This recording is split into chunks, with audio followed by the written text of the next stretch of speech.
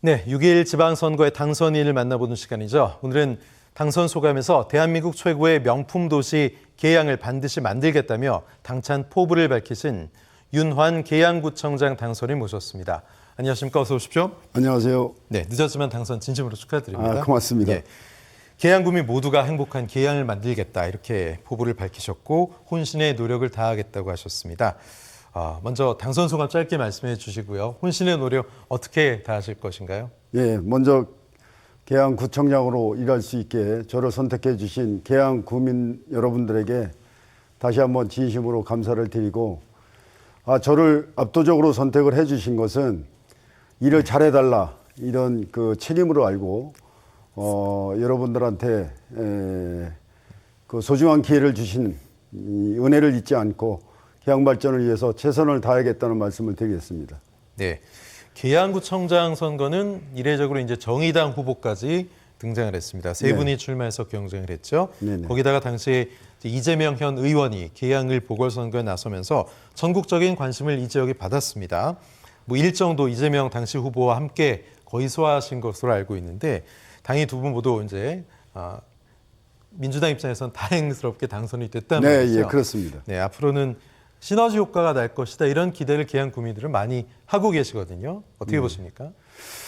이번에 그 선거가 굉장히 어려운 선거였음에도 불구하고 저희 계양구는 말씀하신 대로 이 정의당 후보가 출마를 하셔서 더더욱 어려운 선거였었는데 이재명 후보께서 이 보궐선거로 저희 그 계양구로 출마를 하셨는데 여러 가지 양면성은 있었다고 저는 생각을 하고요. 결과적으로 보면 투표율이 상당히 저희 계양구가 높았기 때문에 그 이재명 효과는 있었다. 저는 결론적으로 이렇게 평가를 하고 선거 내내 계속 말씀을 저하고 상의를 했지만 그 우리 계양의 미래에 대해서 여러 가지 그 선거 운동 진행 과정에서도 말씀을 많이 드렸고 서로 공감한 대로 형성해서 우리 그 계양 테크노밸리라든지 그 아라뱃길 주변지 개발 등 여러 가지 사업들을 이재명 당선자와 함께 열심히 하도록 하겠습니다. 예, 지난 10일에 구청장 인수위원회가 출범했습니다. 본격적인 인수 업무를 시작했는데요. 계양구를 이끌어갈 비전이나 목표가 얼마나 세워졌는지 궁금하고요. 인수위 소개 좀 해주십시오. 네, 저 인수위가 24일까지 일단 하는 것으로 준비를 하고 있고 지금 15명으로 구성을 해서 계양 테크노밸리서부터 말씀드렸던 그 롯데부지 77만 평, 병에서 아라뱃길 주변지 개발 등 여러 가지 다양한 사업들을 우리 인수위에서 꼼꼼하게 체크를 하고 있습니다. 그래서 앞으로 그 제가 출범하기 이전에 여러 가지들을 잘 체크를 해서 제가 이 4년간의 계양 발전을 위해서 일할 수 있는 그런 토대들을 우리 인수위에서 잘 정리를 하고 계시다고 이렇게 말씀드릴 수 있겠습니다. 네, 인수위 전문가들 어떤 분들 좀 모시셨습니까? 전문가들, 이 전문 부자의 분들을 모셨고요. 그리고 각 분야별로, 권역별로 일단 성별로 이 구성을 했고, 전직 의원님들도 모셔서, 그리고 여러 가지 다양한 분야의 위원들을 저희가 섭외를 했다고 생각해서 아마 인수위 15분은 거의 전문가 수준이다. 저는 이렇게 평가를 하고 있습니다. 알겠습니다. 말씀하신 것처럼 당선 후에 단체장 당선인 분들 나오시면 한결같이 얘기하는 게 자체적으로 일거리를 많이 만들어야 된다. 일자리 얘기를 많이 하십니다. 해결하기는 쉽지 않은 문제, 특히 이제 기초단체 수준에서는 상당히 쉬운 문제는 아닌데 어떤 보관이 있으십니까? 저희는 그 일자리가 없어서 그동안 소름을 많이 받던 그런 지역이었었는데 이제 서운 일반 산업단지가 잘 준공이 돼서 지금 71개 업체가 들어왔는데 임대 사업자까지 합치면 한 180개 정도 사업자들이 지금 서운 산업단지를 잘 이끌어 주시고 있고 그래서 일자리가 한 8,000개 정도 확보가 됐거든요. 그래서 이런 그 경험을 토대로 제2 산업단지도 저희가 잘 만들어내야 될 그럴 필요성이 있고요.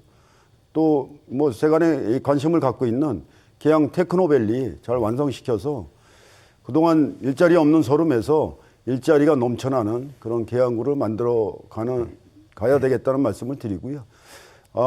특히나 그 성남 판교 테크노밸리를 만들어낸 장본인이시잖아요. 이재명 당선인과 함께 계양 테크노밸리도 판교 못지않은 그런 그 명품 산업단지로 만들어 일자리 10만 시대를 창출해내도록 하겠습니다. 네, 말씀하신 것처럼 판교 테크노밸리가 엄청난 성공을 거뒀기 때문에 네네. 롤 모델로 선거 기간에도 이재명 현 의원도 그랬고 계양 테크노밸리를 제2의 판교 테크노밸리처럼 만들겠다. 네네. 지금 계양 테크노밸리, 계양 산단 당연히 굉장히 중요한 어떤 미래 성장 동력들이 여기 몰려 있거든요. 네네. 이게 어떤 방향으로 추진되느냐도 상당히 중요할 것 같습니다. 결국은 양질의 일자리라고 저는 보고 있거든요. 네. 그래서 부가가치 높은 그런 기업들을 유치하는데 네. 저희가 심혈을 기울여야 되겠다. 그래서 결국은 그런 유치 경험이 있고 그런 경력을 쌓아오신 이재명 국회의원과 함께 또 저희 지역의 유동수 재선 인천시당 위원장을 맡고 계신 의원님과 같이 힘을 모아서 그런 여러 가지 사업들을 잘 만들어내도록 하겠습니다. 예, 계양구의 가장 큰 문제 가운데 하나가 교통 문제 아니겠습니까? 그렇습니다. 네, 특히 지하철이 문제인데 네네. 흔히 뭐 BC값이라 그러죠. 이게 네네. 잘 안 나와서 좀 유치하지 못하고 있는데 네.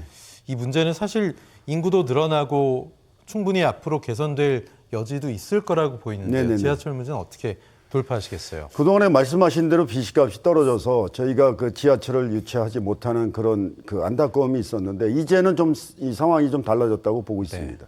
계양 테크노밸리가 확정되면서 이제 비식값이나 뭐 이런 거에 대한 문제는 없을 것으로 판단이 되고 있고요. 그래서 2호선을 청라로 연결할 때 우리 서운역, 그 작전역, 조성역을 만들어내서 네. 이제 인천의 지하철 시대를 만들어내야 될 것인데 지난번에 그 선거 기간 중에 이재명 후보께서 예. 기자회견을 열어서 9호선을 우리 박천역까지 연결시키겠다 이런 네. 말씀을 하셨는데 이 9호선이 과해동까지 들어와 있거든요. 네. 그래서 기지창이 저희 계양구 땅이 40%를 차지하고 있어요. 그런 상황인데 결국은 과해동에서 박천역까지 거리가 한 5km밖에 안 되거든요. 네. 5km만 연결해서 우리 인천 도시철도 박천역을 환승역으로 만들어주면 아마 이 인천 지하철 시대가 올 수 있다. 저는 이렇게 판단하고 그 사업 추진을 위해서 최선을 다하겠습니다. 네. 특히 이제 계양구 문제 가운데 하나가 노후된 원도심 문제, 재건축 계획 그렇습니다. 재개발 좀 예, 해야 예. 되고 병방동 이런 데 비롯해서 노후된 지역들 이거는 앞으로 좀 시간을 긴 호흡을 갖고 추진해야 될 것 같아요. 네, 노후 그렇습니다. 지역에 대해서 균형감 있는 발전을 어떤 계획 갖고 계세요? 이게 상당히 그 뭐라고 답을 드릴 수 없는 그런 문제인데 네. 결국은 그 원도심, 결국은 또 구도심이라고 저희가 네. 말씀을 드리고 있는 그런 부분들인데 결국 이제 뭐 20, 30년에 빌라나 뭐 이런 연립주택 이런 예. 것들이 밀집된 그런 공간들을 저희가 어떻게 합리적으로 잘 해결해낼 것이냐. 이것은 그 수요자와 사업자 간에 머리를 맞대고 정말 어느 누구가 그 손해나고 뭐 이 문제를 야기시키지 않고 이런 방법들을 잘 조출을 해내야 된다고 생각을 합니다. 네. 예를 들어서 그 조성 도시개발처럼 네. 거의 한 20년 이상 방치돼 있는 이런 현상들이 일어나면 안 된다고 생각을 합니다. 그래서 그런 쪽에 심혈을 기울여서 어느 누구도 불편하지 않고 손해나지 않고 이런 그 사업들을 사업자 간에 잘 정리를 하도록 하겠습니다. 예, 김포공항 이전 문제가 진짜 핫 이슈였잖아요. 그렇습니다. 연일 보도가 되고 했는데 이 네네. 부분에 대한 생각도 변함이 없으십니까? 김포공항은 당연히 이전이 돼야 된다고 생각을 하고요. 네. 여러 가지 효율성 측면에서도 이전을 해야 되는데 네.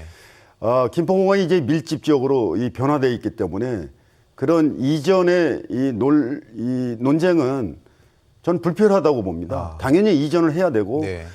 그 김포공항으로 인해서 우리 계양구가 고도 제한이나 소음 피해 지역으로 분류가 돼서 엄청난 피해를 보고 있거든요. 여러 가지 그 행정 제한도 받고 있고. 네. 그래서 그런 부분들은 저희가 뭐 공항공사 측에 적극적으로 좀 요구를 하고 이게 뭐 저희가 요구한다고 되는 일이 아니라 국회의원들과 여러 가지 그 다각도로 분석을 좀 하도록 하겠습니다. 알겠습니다. 윤호한 당선인께서는 인천 계양구 완전 토박이시잖아요. 그렇습니다. 14대째 네, 그렇습니다. 계양 거주하시고 계신데 뭐 정치인 중에 아마 가장 잘 아시겠죠. 그렇습니다. 삼선 예. 구의원의 뭐 의장도 하셨으니까요. 네네. 근데 그 계양구만의 특색을 살린 문화 사업도 좀 많이 있을 것 같아요. 송골포시요. 네. 제가 지금 주소지를 한 번도 옮기지 않았는데 주소가 4번 바뀌었어요. 네. 애초에 그 경기도 부천군에서 경기도 김포구로 넘어갔다가 다시 인천광역시로 넘어와서 인천광역시에서 북구에서 계양구로 분구되는 4번 이사를 하지 않았는데 위치는 그대로인데요. 예, 4번 주소가 바뀌는 그런 예. 역사를 갖고 있는데 네.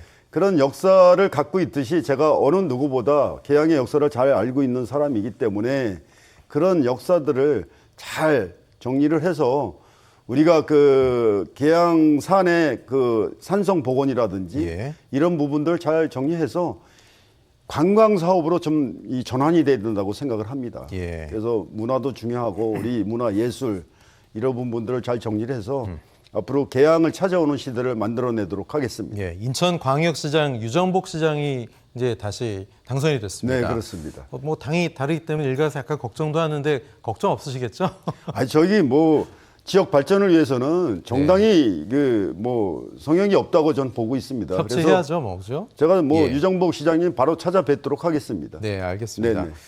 자, 구청장의 역할 무엇보다도 그 구 주민들 굉장히 행복하게 만들어주고 가장 첫 번째일 텐데 사실 계양구가 인구 30만 굉장히 큰 기초단체잖아요. 그렇습니다. 그렇죠? 예. 예. 주민과의 소통 어떻게 하시겠어요?